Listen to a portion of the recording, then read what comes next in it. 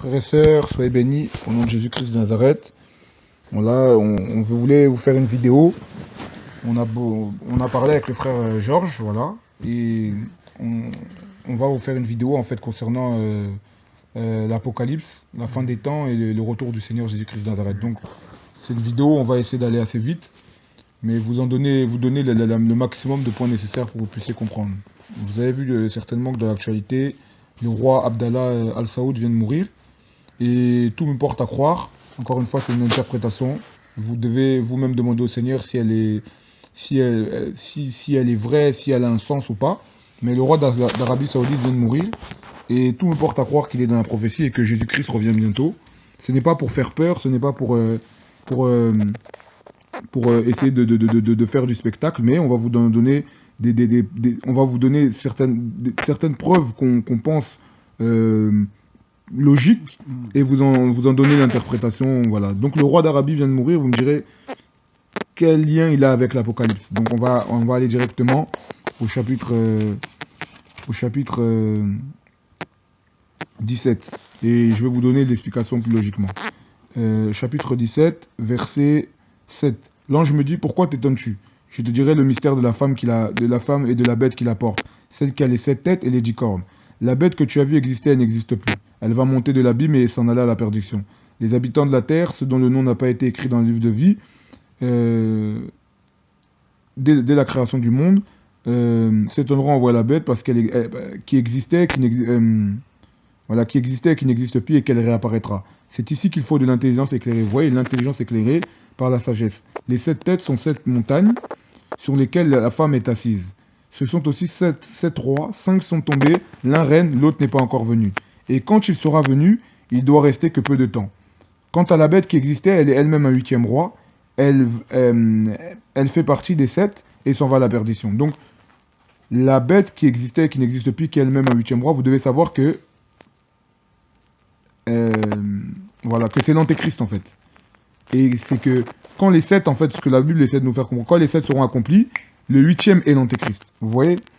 Donc je vais vous expliquer, je vais vous en donner l'interprétation. Les 10 cornes que tu as vues, ce sont 10 rois qui n'ont pas encore reçu de royaume, mais ils reçoivent le pouvoir de régner pendant 1 heure avec la bête. Ils ont une même pensée, ils donnent leur puissance et leur pouvoir à la bête. Ils combattront contre l'agneau, Jésus, et Jésus les vaincra parce qu'il est le Seigneur des seigneurs et le roi des rois. Ceux qui sont appelés, choisis et fidèles et sont avec lui les vaincront aussi. Puis il me dit, les eaux que tu as vues, sur laquelle la prostituée est assise, ce sont des peuples, des foules, des nations, des langues. Les 10 cornes que tu as vues et la bête détesteront la prostituée et dépouilleront et mettront à nu. Elles mettront sa chair et la détruiront par le feu. En effet, Dieu a mis dans leur cœur de réaliser son propre projet en ayant la même pensée et en donnant leur royauté à la bête jusqu'à ce que les paroles de Dieu soient accomplies. Et il va lui donner un mystère. La femme que tu as vue, c'est la grande ville qui a la royauté sur le roi de la terre. Donc maintenant, je vais vous donner l'interprétation rapide, claire. L'antéchrist est un roi.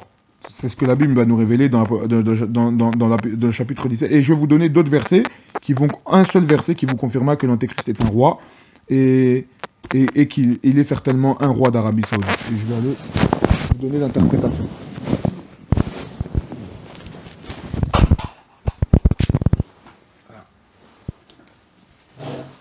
Donc, l'ange va lui dire, c'est ici qu'il faut de l'intelligence éclairée par la sagesse. Les 7 têtes sont 7 montagnes sur lesquelles la femme est assise. Donc vous devez savoir que j'ai cherché avec mon frère pendant beaucoup et longtemps, et j'ai trouvé que à la Mecque, et par l'interprétation de mes frères, la Mecque est le siège des rois d'Arabie Saoudite. On les appelle même les gardiens des 2 saintes mosquées. Il y a évidemment 7 montagnes à la Mecque. Le mont Lumière, le mont de Lumière, le mont Thor, le mont Omar, le mont Kondam, le mont Arafat, le mont Abu Keibes et le mont Keikan. Je sais que dans beaucoup de frères ont fait des interprétations où c'était Rome qui semblait être la Babylone, mais il semblerait que ça soit vraiment la Mecque qui soit symbolisée par Babylone. Et vous allez remarquer que cette femme est ivre du sang des saints et des témoins de Jésus. Je vais vous montrer même un autre passage qui montre bien que c'est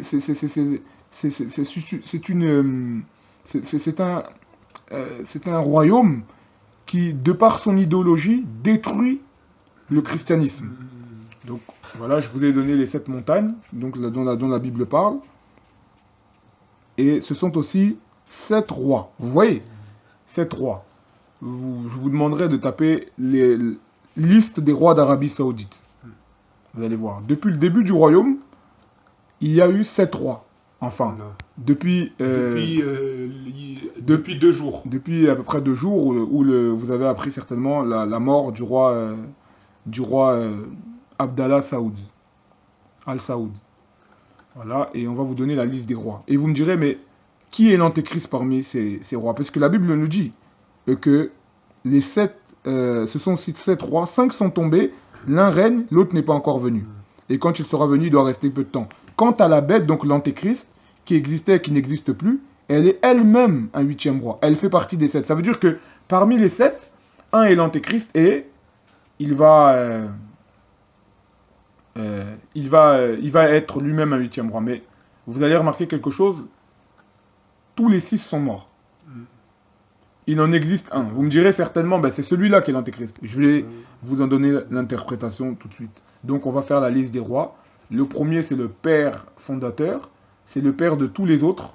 Voilà. C'est Abdelaziz Ben Abdelrahman Al-Saoud.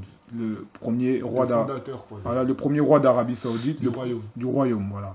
Le deuxième, c'est son fils, Saoud Ben Abdelaziz Al-Saoud. Voilà. Il va laisser le pouvoir à Faisal Ben Abdelaziz Al-Saoud, remplacé après sa mort par son frère Khaled Abdelaziz Ben Abdelaziz Al-Saoud. Le cinquième, je pense qu'il est certainement le plus connu de tous. C'est le roi Fahd. Voilà. Le sixième, c'est Abdelaziz Al-Saoud. C'est celui qui est mort il y a 2 jours. Voilà. Et Salman Abdelaziz Al-Saoud, qui est le nouveau roi d'Arabie Saoudite, qui a été élu très récemment. Donc, vous avez très bien fait le compte avec moi. Il y en a, bien sûr, 7. Comme la prophétie nous dit. 5 sont tombés.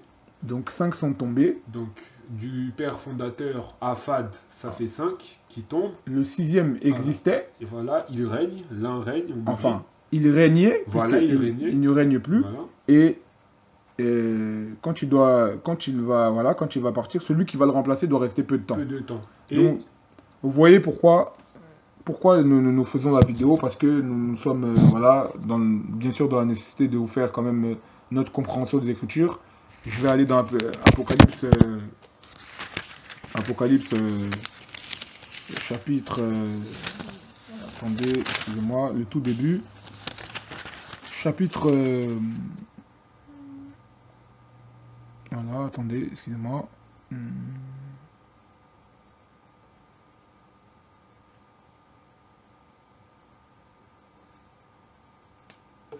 Voilà, attendez, excusez-moi. Je regarde.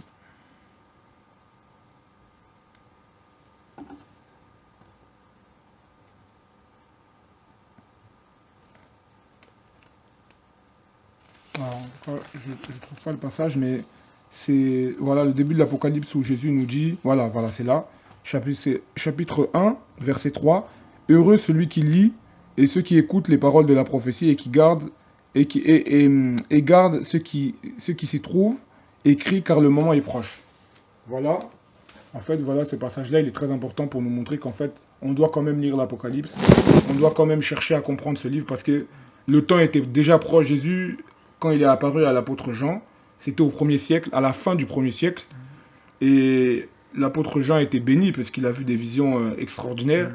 Il est monté jusqu'aux cieux des cieux, il a vu Jésus dans sa gloire, et il a vu les anges, les 24 vieillards, et comment les choses se passaient là-haut, vous voyez. Et maintenant, nous, on est 2 siècles, peut-être, non, qu'est-ce que je raconte, on est en l'an de 2015, on est au 21e siècle, et donc soit 20 siècles qui nous séparent de l'apôtre Jean, et aujourd'hui on a la compréhension peut-être plus précise des Écritures.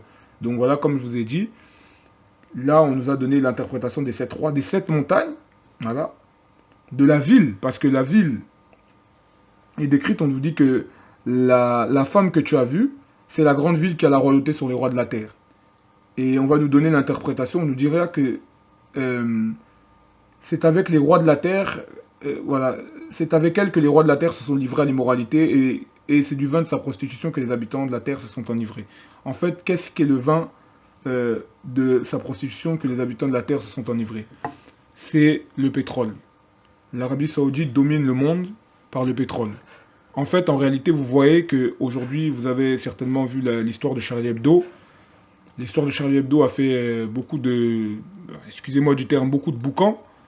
Et cette histoire, en fait, est réellement, ce n'est pas un complot, c'est vraiment vrai, mais c'est ce qui se passe réellement dans, dans l'idéologie de la religion islamique. En fait, en réalité, beaucoup vous diront c'est pas l'islam ce qui s'est passé, mais il y a plusieurs histoires du prophète Mahomet qui nous montrent bien qu'à l'époque, déjà dans son temps, les gens qui avaient fait des caricatures sur lui avaient été tués, dont notamment des poètes, des gens qui avaient, comment dire, blasphémé sur sa personne, je dirais même qui avaient craché sur lui à travers des lettres ou des poèmes ont été assassinés. Je ne suis pas en train de vous dire que tous les musulmans sont comme ça, je suis en train de vous dire que c'est une idéologie islamique. Le blasphème contre le prophète Mohammed est puni de mort. Si les gens de Charlie Hebdo seraient à la Mecque aujourd'hui, ils seraient déjà morts depuis longtemps. Vous voyez? Et c'est une réalité. Les musulmans peut-être ne le diront pas, mais c'est une réalité. Les gens qui vous disent que c'est la paix, l'amour, la joie, je ne pense pas, comme je l'ai dit encore une fois, que la religion islamique soit une religion de paix, d'amour et de joie pour les mécréants que nous sommes selon le livre coranique. C'est une religion de paix, d'amour pour les musulmans. C'est-à-dire entre musulmans seulement, ils peuvent comprendre leur idéologie, mais nous ne pouvons pas la comprendre. Parce que nous pensons que nous, chrétiens, nous avons le roi de paix, qui est Jésus-Christ de Nazareth, le roi de Salem, qu'a rencontré Abraham, le prince de paix qu'ont rencontré les apôtres, et un homme vraiment qui n'était pas sanguinaire. Et là, on vous dit que, voilà pourquoi je suis venu à l'histoire du Charlie Hebdo. Vous avez vu que les politiques en France ont dit de ne pas faire l'amalgame. Et en fait, pourquoi ont-ils fait cela? Parce qu'en réalité, ils savent réellement que c'est une idéologie qui vient du Qatar, de l'Arabie Saoudite, mais le pétrole est en jeu. Les relations avec l'Arabie Saoudite ne doivent pas être compromises par des discours qui mettraient... Qui dénigrait l'islam. Qui dénigrait l'islam, en fait. Vous voyez? Et le vin de sa prostitution, c'est le pétrole. En fait, en réalité, qui a le pétrole aujourd'hui domine le monde? L'Arabie Saoudite... Je vais juste pour préciser, hein, sur le Wikipédia français, j'ai tapé sur Google, pétrole en Arabie Saoudite. Je lis le wiki français qui nous dit: l'industrie pétrolière de l'Arabie Saoudite est issue des explorations des années 1930 qui permirent de découvrir les plus gros gisements de pétrole du monde. L'Arabie Saoudite est actuellement le premier producteur mondial de pétrole, entre parenthèses devant la Russie et les États-Unis. Le pays détient les deuxièmes plus grosses réserves mondiales. Entre 1973 et 2002, la famille Al Saoud a reçu quelques 2000 milliards de dollars de revenus pétroliers. Les investissements dans l'industrie font défaut et le pays vit majoritairement de la rente pétrolière. Donc vous venez de comprendre que l'Arabie Saoudite domine certainement le monde par son pétrole. Peut-être pas militairement, mais ils ont les arguments pétroliers. Et je peux vous dire que le pétrole, c'est la plaque tournante mondiale. Imaginez-vous, sans le pétrole, il n'y aurait plus de circulation au niveau de voitures, au niveau des voitures, au niveau des avions, au niveau, en fait, de tout ce qui est, je dirais, mécanique. Sans le pétrole, rien ne peut fonctionner. Il domine le monde. Voilà, c'est pourquoi la Bible nous dit, c'est avec elle que les rois de la terre se sont livrés à l'immoralité, c'est du vin de sa prostitution que les habitants de la terre se sont enivrés. Alors pourquoi les rois d'Arabie Saoudite? Pourquoi nous en sommes venus à cette compréhension? Comme je vous l'ai dit encore une fois, on vous a cité les 7 montagnes qui se trouvent dans la ville. Beaucoup ont parlé de Rome, mais à Rome, si imaginons que ce serait Rome, c'est que j'ai beaucoup pensé à